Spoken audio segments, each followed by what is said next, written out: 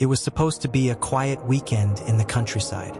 Claire had rented the old stone cottage for some solitude, a break from the chaos of city life. The place had charm. Ivy crawling up the walls, creaky wooden floors, and a crackling fireplace that bathed the living room in a warm, flickering glow. By nightfall, the storm rolled in.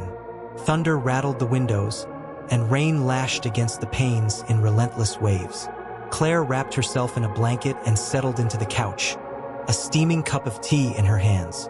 Outside, the wind howled through the trees like a mournful wail, but inside, the fire's glow offered some small comfort. Then it happened. The front door creaked open. Claire froze, the steam from her tea swirling upward as if mirroring her breath, which now came in short, shallow bursts. She stared at the door, her mind scrambling for an explanation. Perhaps she hadn't locked it properly, or maybe the wind had pushed it open. Rising cautiously, she approached the door, her slippers shuffling softly against the hardwood floor. The icy draft from outside sent a shiver down her spine as she gripped the doorknob and pulled it shut. She turned the lock, twisting it twice for good measure, before stepping back.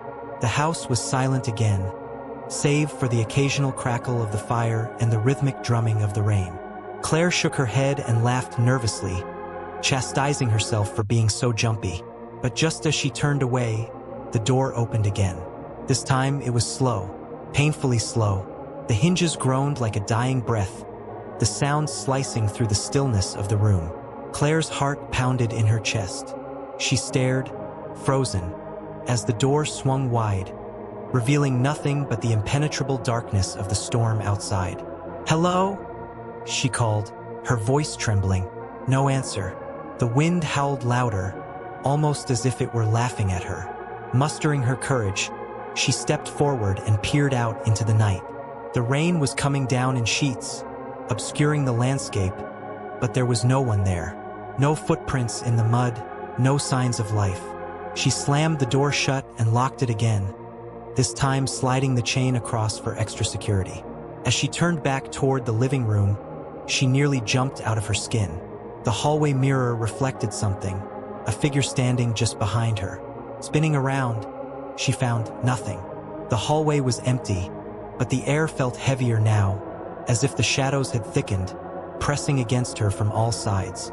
Claire grabbed her phone from the coffee table, but there was no signal. The storm must have knocked out the cell tower, she thought. She clutched the device tightly, her thumb hovering over the flashlight icon. The door creaked again. This time, the sound wasn't behind her. It was upstairs. The staircase loomed in the dim light, its steps disappearing into the darkened second floor. Claire's breath quickened. She knew she should leave, get in her car and drive away, but something compelled her to stay, to find the source of the noise. Each step up the staircase groaned under her weight, the sound echoing unnaturally in the confined space. The air grew colder with every step, her breath now visible in faint puffs. When she reached the top, she saw it. The door to the master bedroom was ajar, swaying gently as though inviting her in. Claire hesitated, every fiber of her being screaming at her to turn around. But curiosity, or perhaps something darker, urged her forward. The bedroom was empty. The curtains billowed in the wind, the window open to the raging storm outside.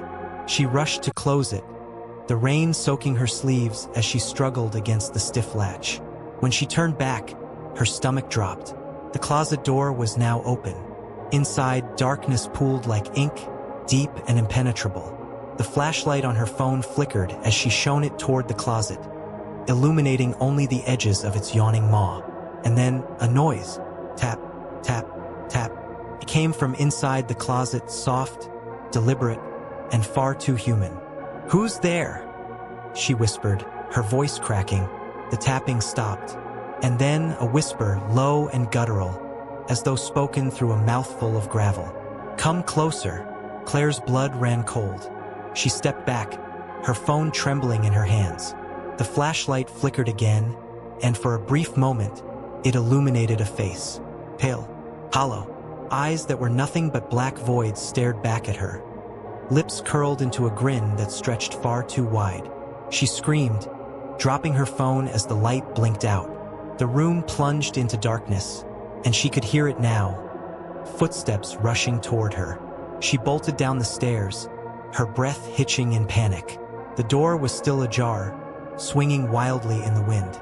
She flung herself outside into the storm, her feet slipping in the mud as she sprinted toward her car. Fumbling with the keys, she managed to unlock the door and collapse into the driver's seat.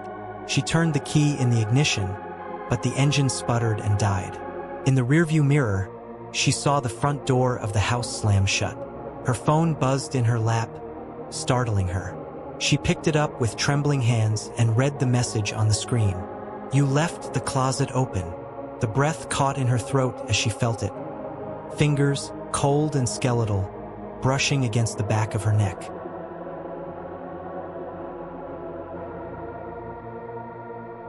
The forest loomed like a wall of shadows against the twilight sky, its dense canopy swallowing the last vestiges of daylight. A group of 4 friends, Emma, Ryan, Lisa, and Mark, had ventured out for what they thought would be a casual evening hike. The trail was well worn, winding through the trees, but as night fell, the forest seemed to transform into a labyrinth of darkness. "Let's head back," Emma suggested, her voice betraying a hint of unease as she glanced at the encroaching shadows. "Come on, we're almost to the clearing," Ryan urged, his flashlight flickering as he pressed forward. The others reluctantly followed. The deeper they went, the quieter the forest became, as if the creatures of the night were holding their breath. The air felt thick, damp, and oddly cold. Then it started. Laughter, faint and distant at first, like the soft chime of a bell carried on the wind. Emma froze mid-step. "Did you hear that?" "Hear what?" Mark asked, but his tone was tight, betraying his feigned indifference. "Laughter," Emma whispered, her eyes scanning the darkened woods. As if on cue, the sound came again, louder this time. It wasn't joyous or innocent. It was twisted, high-pitched, and mocking, echoing unnaturally through the trees. Lisa clutched Ryan's arm. "That's not funny. If one of you is messing around." "We're not." Ryan cut her off, his bravado faltering. The group huddled closer, their flashlights darting across the thick underbrush. The laughter grew louder, closer, yet still, no figure or source could be seen. "Let's go back," Lisa pleaded, her voice trembling. But when they turned around, the trail was gone. The path that had been clear just moments ago was now obscured by dense undergrowth, as if the forest itself had swallowed it. This isn't right," Mark stammered, his confidence unraveling. The laughter erupted again, this time from multiple directions. Above, below, behind.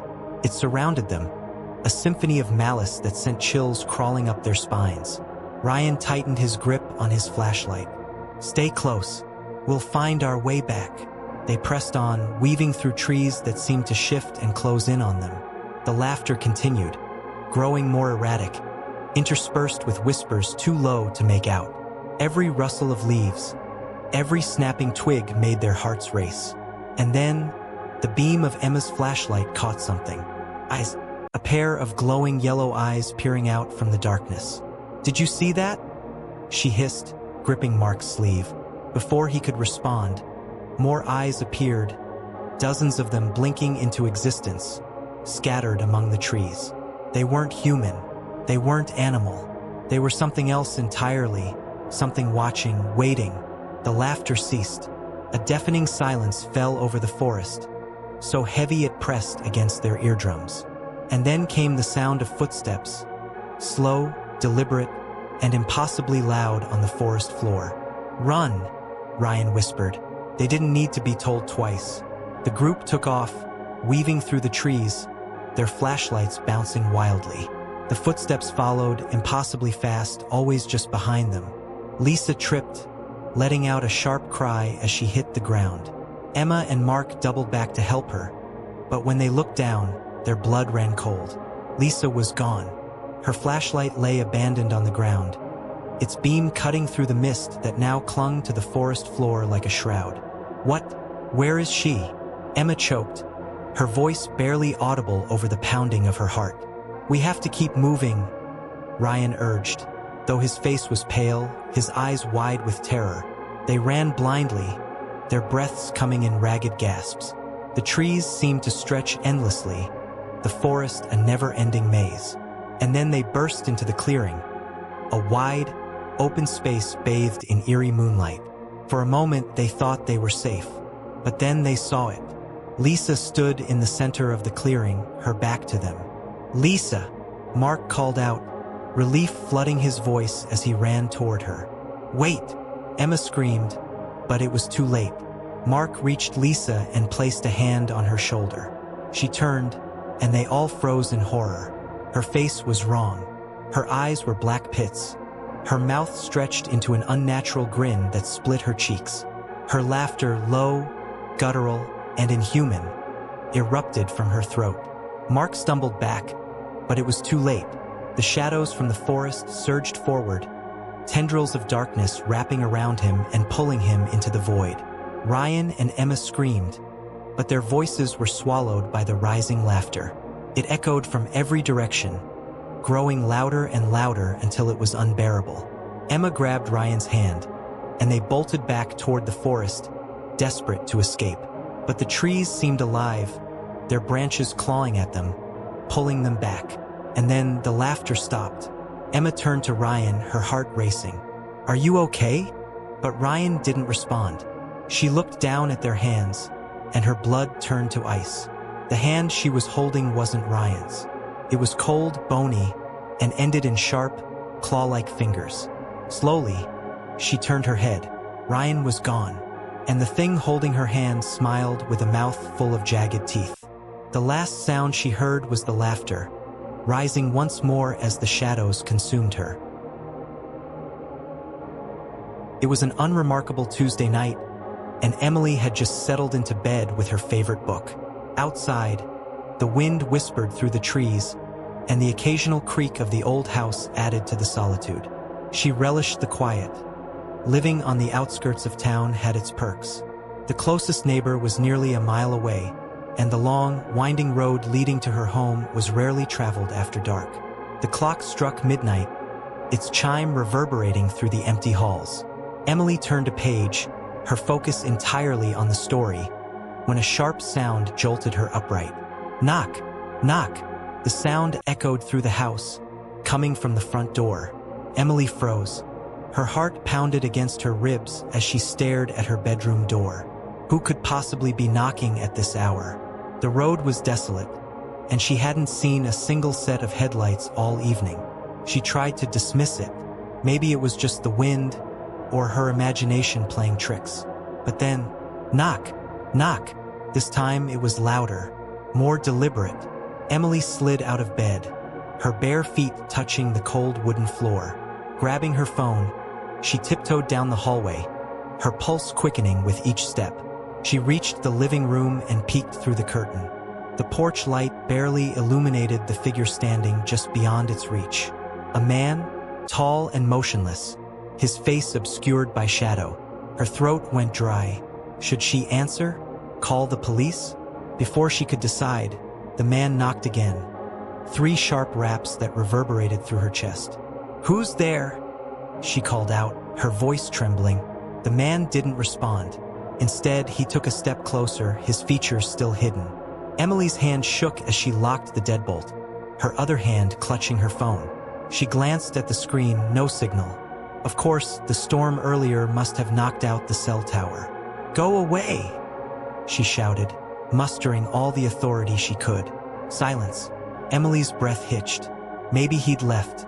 She pressed her face to the window, squinting into the darkness. But the porch was empty now, the man nowhere in sight. Relief washed over her, but it was short-lived. A sound from behind made her whirl around. Knock! Knock! This time it came from the back door. Her blood ran cold. She hadn't heard footsteps, hadn't heard anything. How had he gotten around the house so quickly? Her legs felt like lead as she approached the kitchen, her eyes darting to every shadow. The back door was a simple wooden frame with a frosted glass panel, and through it, she could see the silhouette of the man, his head cocked unnaturally to one side. "Leave me alone!" she screamed, backing away. The man's shadow didn't move. Instead, he began tapping the glass with his fingernails, slow, rhythmic, and maddeningly precise. The sound burrowed into her skull, and she clamped her hands over her ears, tears streaming down her face. The tapping stopped. She looked up. The silhouette was gone. Suddenly, the lights flickered and went out, plunging the house into darkness. Emily's breath came in shallow gasps as she fumbled for a flashlight in the kitchen drawer. The beam of light sliced through the gloom, but it did little to ease her growing panic. Then, a new sound. Knock, knock, but this time it came from upstairs. Her heart nearly stopped. There was no way he could be inside. The doors had been locked. She hadn't heard any windows break. It wasn't possible. The knocking came again, louder this time, reverberating through the house. Emily gripped the flashlight tightly and began climbing the stairs, each step a monumental effort. The hallway stretched before her like a tunnel, the door to her bedroom slightly ajar at the end. The knocking continued, now rhythmic and almost taunting. As she approached the door, her flashlight flickered, casting erratic shadows that seemed to move on their own. She reached out, her hand trembling, and pushed the door open. The room was empty, but the window was wide open, the curtains billowing in the wind. Emily stepped inside, her flashlight sweeping the room. "Hello?" she whispered, her voice barely audible over the pounding of her heart. The closet door creaked open. Her beam landed on it, and for a moment, she thought she saw movement, something shifting in the darkness. She took a step closer, her breath hitching in her throat. And then, with a sudden burst, the man lunged out, his face inches from hers. His features were grotesque, pale, twisted, with eyes that burned like embers. His mouth split into a grin far too wide for his face, revealing rows of jagged teeth. Emily screamed and stumbled backward, falling to the floor, but when she looked up, he was gone. The room was silent, the window now closed. Her flashlight flickered once more before dying completely, leaving her in pitch-black darkness. And then, from right beside her ear, came a whisper. "You forgot to lock the basement door." Emily's scream was cut short by the sound of the basement door slamming shut.